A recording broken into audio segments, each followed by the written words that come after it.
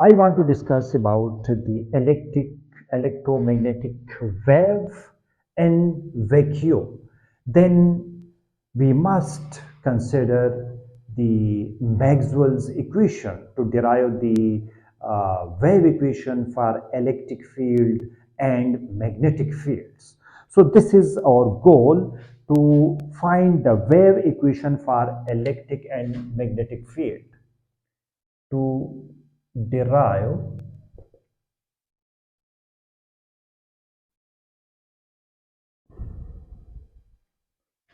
wave equation for electric and magnetic field.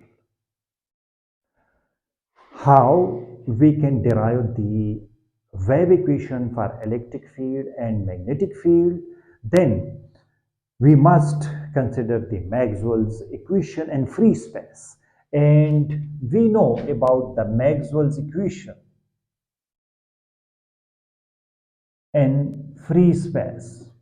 First, the first equation in the Maxwell first equation, the divergence of E which is equal to 0 and the divergence of B which is equal to 0, and third, the curl of E which is equal to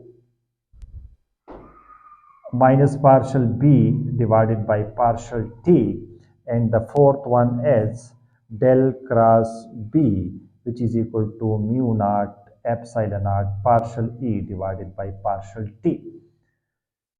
Now we are interested to find the wave equation for the electric field. Then we must consider this third equation. Consider equation third and take the curl such as del cross E which is equal to del cross minus partial B divided by partial T. Now this is the identity, and this identity we may write del dot E minus del square E which is equal to minus partial divided by partial T and del cross B. This is the divergence of E, and divergence of E for the free space, this is equal to 0. So this goes to 0.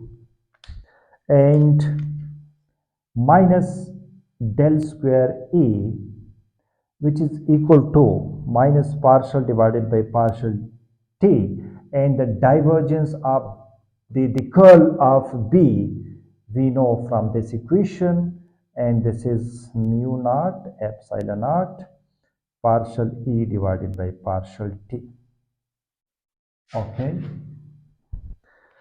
then what will happen? You must can cancel this negative sign, and del square E which is equal to mu naught epsilon naught partial square E divided by partial T square. And this is del square. It means that we can write down this partial square E divided by partial x square, partial square E divided by partial y square, and partial square E divided by partial z square. And this is equal to mu naught epsilon naught partial square E divided by partial T square. And one dimension, this is another 3 dimension, and one dimension we may write del square E del square which is equal to mu naught epsilon naught partial square E divided by partial T square. Now compare this equation with the wave equation that we have already derived.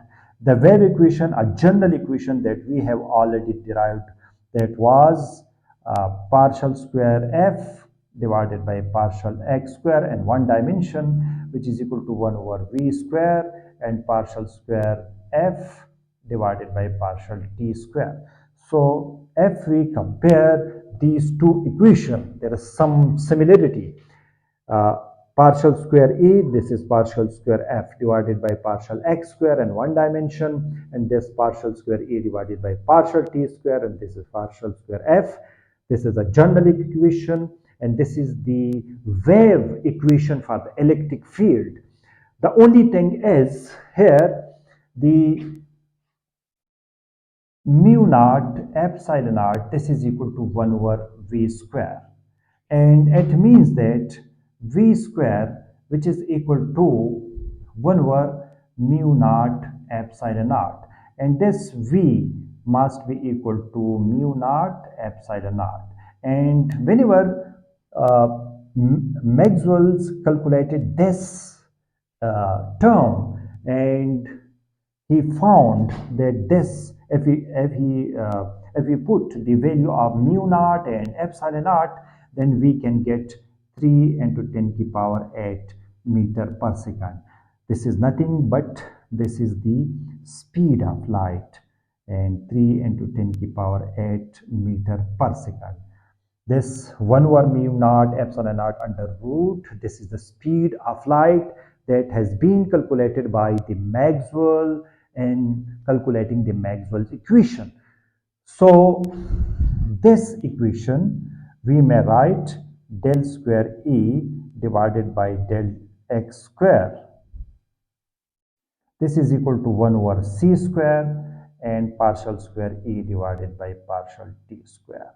So this and this equation remains the same, and this is the general equation that we have already calculated in a string which has velocity v, but this is the electromagnetic wave equation for the magnetic field as well.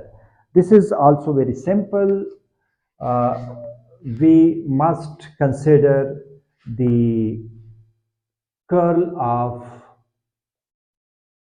equation number 4, then this will be equal to curl of mu naught epsilon naught partial E divided by partial T. This is an identity, and we may write del into del dot B. This is a very similar calculation, and del square B, which is equal to mu naught epsilon naught partial divided by partial T and del cross E. This goes to 0, and partial del square B, which is equal to del cross E. From equation 3rd, we must have minus partial B divided by partial T. Then del square B, which is equal to minus mu naught epsilon naught partial square B divided by partial T square. Minus and minus cancel out, and del square B, which is equal to 1 over C square partial square B divided by partial T square. And this is a very similar equation, and this is known as wave equation for the magnetic field. One thing is very important, and this point is the Maxwell's correction term. If, for example, we have no this correction term, then we cannot reach to the wave equation of the electric field and magnetic field, because this is the del cross B, which is equal to mu naught J. If this current was not present, then we cannot reach to the wave equation. So it means that this Maxwell term is very, very important, and this is a very correct term to reach to the wave equation, the electric field and magnetic field.